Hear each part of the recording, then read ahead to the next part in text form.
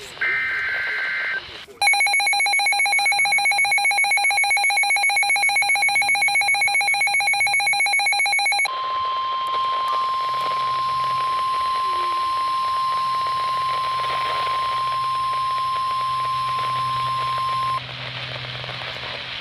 National Weather Service in Wilmington has issued a severe thunderstorm warning for Shelby County, southeastern Mercer County, southwestern Douglas County until 4:30 p.m.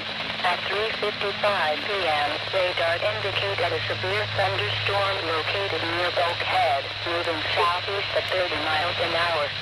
Storm hazards include winds to 60 miles an hour, quarter-size hail.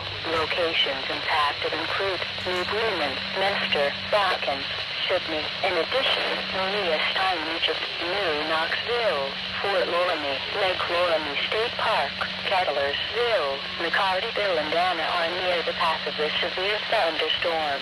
This includes the following Interstate 75 between mile markers 88 and 104. Seek shelter in a sturdy building. Stay away from windows and doors until the storm has passed.